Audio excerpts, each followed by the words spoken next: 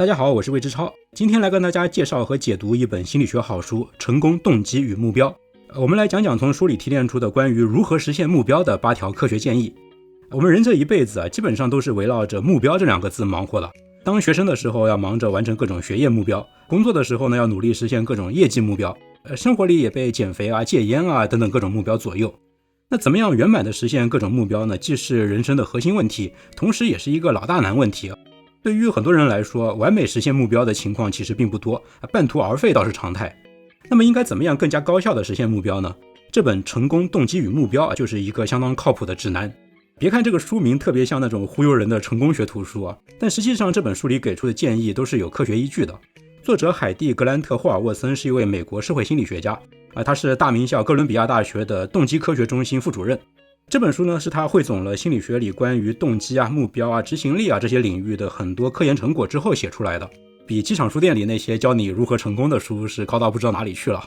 那成功动机与目标这本书的主要信息呢我已经打在屏幕上了，就不口播了。这本书呢只有200页出头写作风格呢是比较单刀直入的，案例不像我们之前讲过的影响力那本书那么多，它基本上都是讲完原理就直接给建议直奔主题，突出实操性。那我这期节目呢也就沿袭书的风格，我把书里实操性最高的内容给提炼成了8条关于如何实现目标的科学建议那接下来呢我就把这8条建议一一说给大家听。第一条建议是，如果你现在比较缺乏做事的动力，或者需要避免诱惑，那就要多去思考目标的宏观意义。如果你现在正在做一件比较困难或者生疏的事情，那就要多去思考微观细节。这条建议里呢有2个关键词宏观和微观。每个目标其实都是可以从宏观和微观这样2个角度来理解的比如说为了达成定期锻炼这样的一个目标，我们既可以去思考每天应该跑多少路，举几斤铁，也可以去思考定期锻炼会不会让自己身材更苗条，身体更健康。怎么锻炼是微观细节，而锻炼的好处呢是宏观意义。这2种思考层次对目标的实现是有不同的价值的。用宏观意义来理解目标呢，好处是能够让人精神抖擞，更加有动力把事情坚持下去。因为这是你把一件事通常是一个小事和一个更加宏大的意义和目标给联系在一起了，而人都是更加容易被宏大的愿景打动和鼓舞的。那比如说你现在要加班1个小时，那么与其把它看作是多做60分钟的 PPT， 那你就不如告诉自己这是在促进我的职业发展。这种宏观思考会激发出更多的动力所以呢当你缺乏动力的时候，要多用宏观思考，多去想想目标的意义。另外呢，在周围有很多诱惑的时候，也应该多去想想宏观意义。意义不但能够给人打鸡血给人带来动力也能够给人带来定力。如果我知道减肥是一件有价值的，是对我自己这一辈子的健康和幸福都有意义的事情，那我就比较容易抵挡住眼前那杯奶茶的诱惑了。宏观意义可以增加动力和定力，那么思考那些微观细节又能够带来什么呢？思考微观细节会让一个困难的任务变得更加容易上手。如果你正在着手做一件你不太熟悉的难以下手的事情，那就要多去思考微观细节。你要把一个任务拆分成几个具体的可以直接上手的步骤。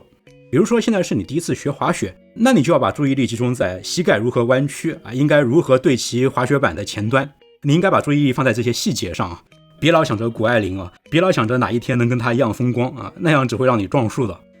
所以呢，如果缺乏动力或者是需要避免诱惑那就多去思考宏观意义。如果正在做一件比较困难生疏的事情，那就多去思考微观细节。这就是关于如何实现目标的第1条建议。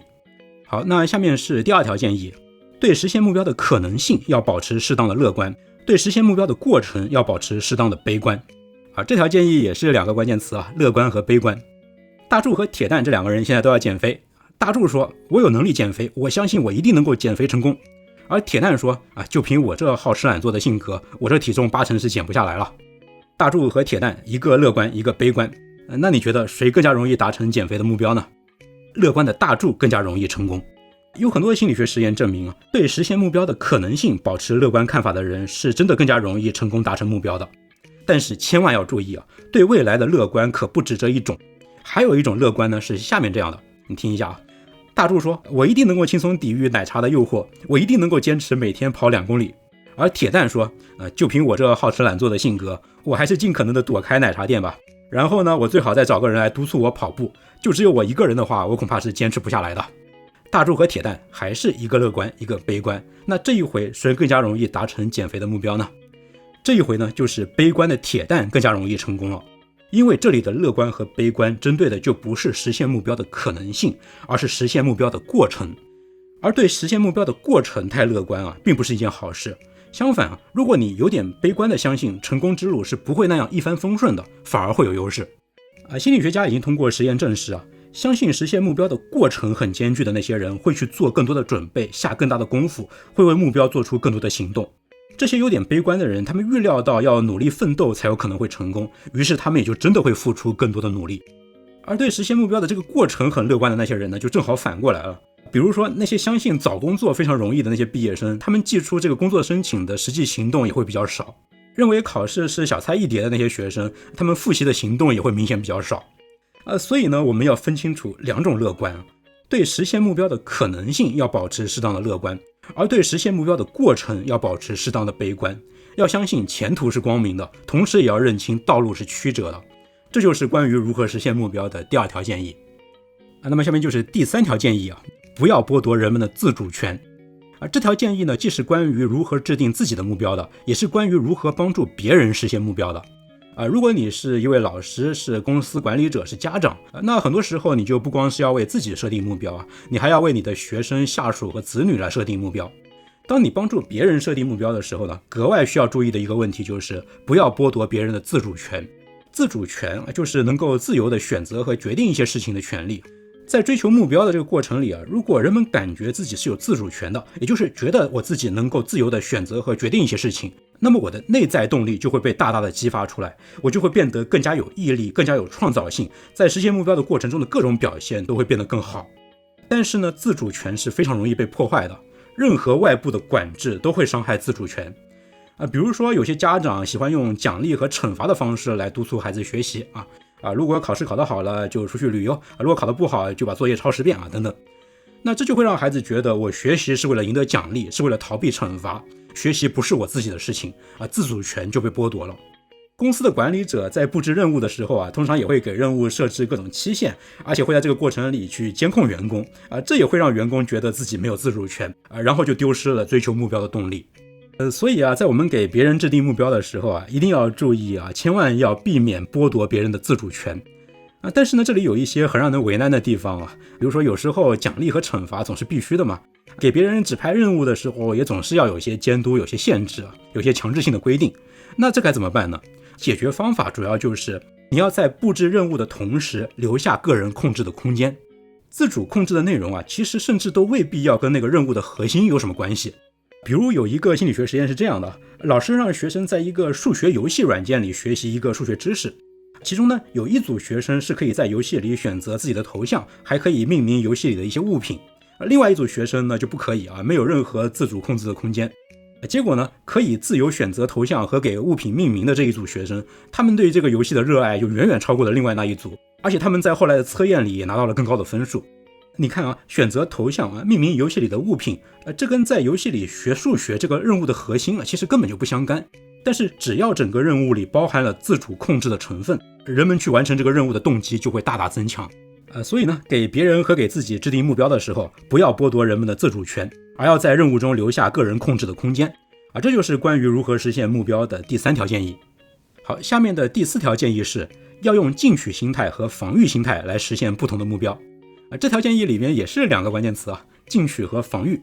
进取和防御呢，是我们做事的2种心态。举个例子小婴儿刚开始学走路的时候，爸爸呢往往会很心大爱把孩子放在各种障碍物面前，鼓励他跨过去或者绕过去。看孩子快要摔倒的时候也蛮不在乎手背在后面看孩子能不能够走稳。看见孩子征服新挑战的时候，爸爸会特别兴奋。但是妈妈的心态呢往往就很不一样妈妈呢可能会把家里所有桌角都用软垫包起来，孩子走路的时候会伸出手护在2边生怕孩子受伤。你看爸爸妈妈的目标其实是完全一样的嘛，都是要帮孩子学会走路。但是呢，他俩理解这个目标和落实这个目标的方式是截然不同的。在爸爸眼里孩子学会走路是一种成就，是获取一种新能力。爸爸的心态是进取的，是要获取一些新东西。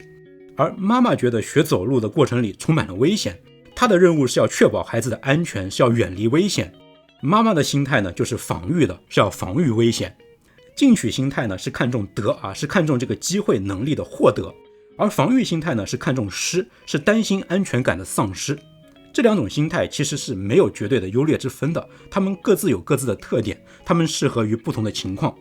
在我们采取进取心态来做事情的时候呢，有这样的几个特点：我们的表现欲会变得很强，我们会看重做事情的速度而不是准确性，我们的思维也会变得比较的灵活，创造力会比较强。采用进取心态的时候，我们会比较轻松自在啊，大概是这样的一种状态。所以呢，进取心态是适用在下面这样的几种情况里。第一，任务比较简单的时候，任务简单的时候呢，爱表现、下手更快的这样的人会占据优势。第二种情况，追求速度的时候啊，这个不用多解释了。第三，需要灵感和创意的时候，人处在进取心态的时候比较放松啊，脑子比较灵活啊，所以呢比较适合激发创造力。那么在另一面啊，在采取防御心态做事情的时候呢，我们会生怕自己犯错，我们会更看重做事的准确性而不是速度，我们的思维也会更加的收敛，我们会更加容易聚焦在眼前的任务上。那么这样的一种心理状态更加适合在下面的这样几种情况里。第一，当我们想要拖延的时候，没错，防御心态是克制拖延的，因为防御心态会让人去认真的思考失败可能带来的可怕后果，这会鞭策我们赶快把任务给做完。第二，诱惑和干扰比较多的时候，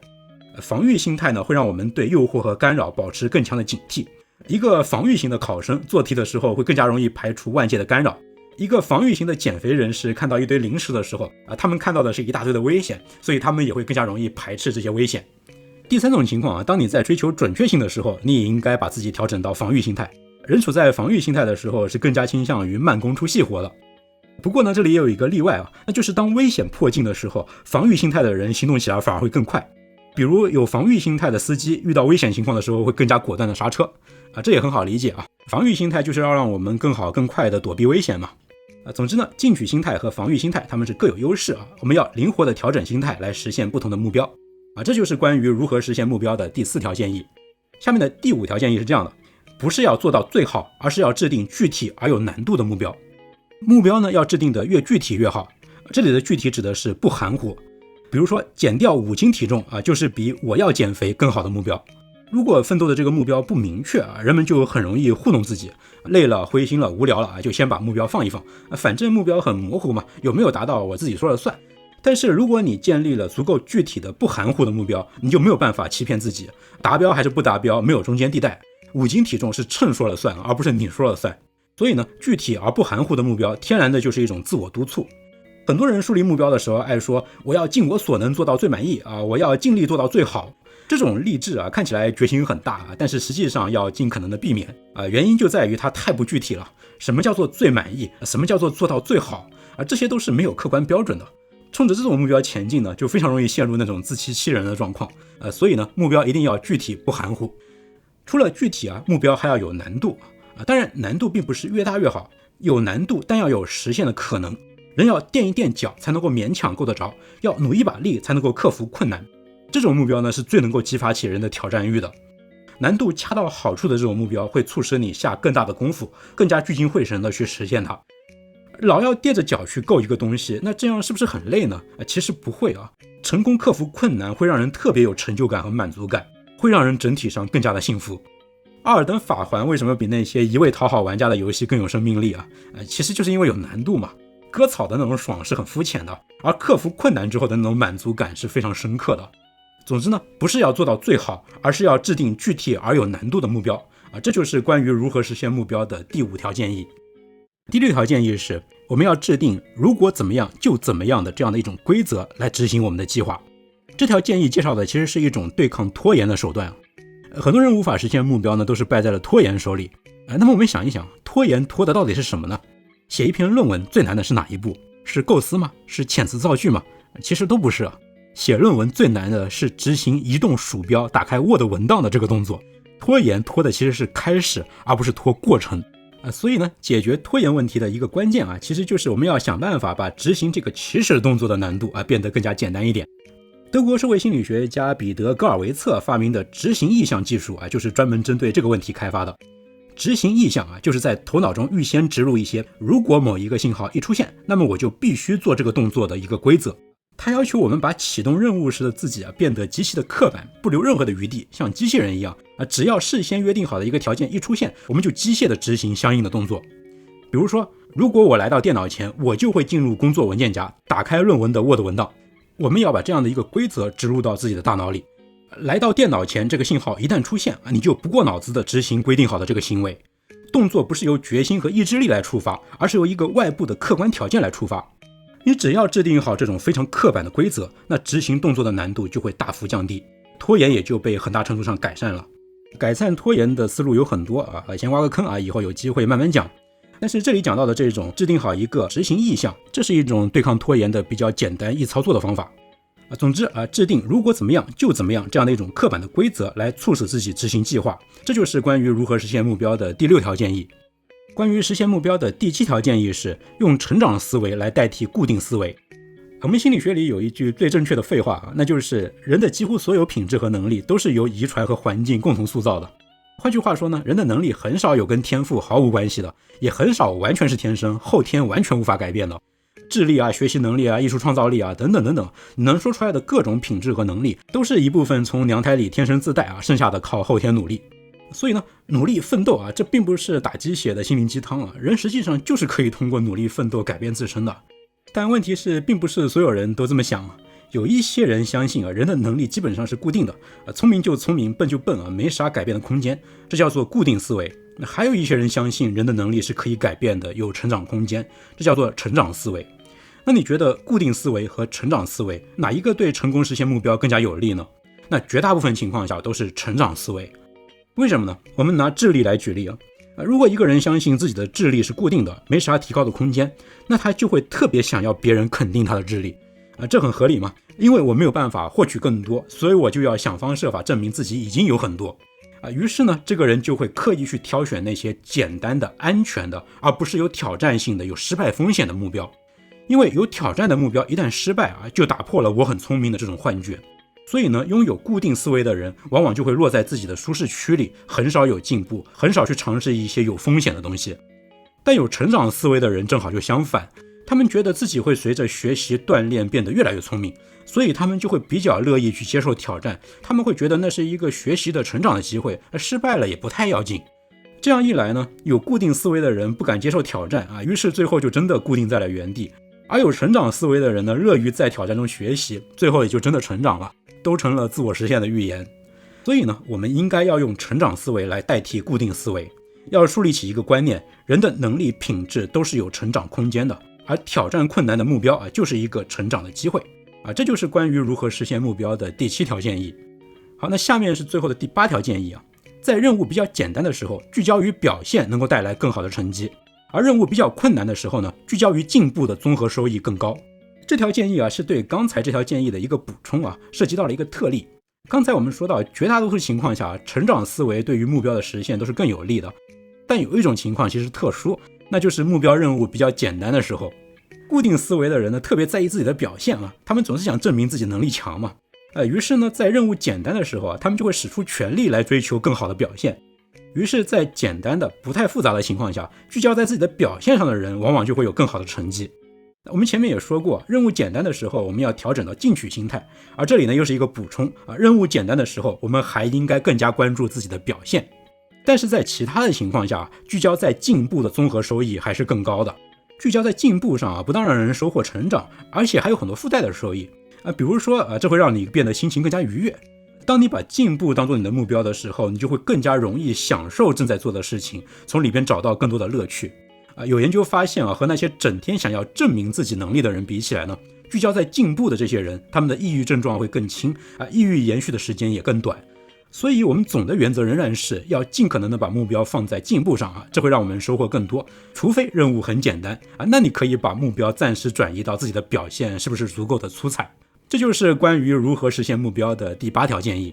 好，到这里呢，我提炼出来的那8个建议都已经说完了。那其实书里还有几个问题虽然作者也花了不少的篇幅去介绍，但我这里没有提到哪几个问题呢？第一，关于利用无意识暗示来增强目标的动机这一部分内容我没有讲。有一些实验发现在人的无意识里植入一些与目标有关的信息，就能够增强人的动力。但是这些实验呢，最近这几年备受质疑很多这方面的实验结果都没有办法被重复验证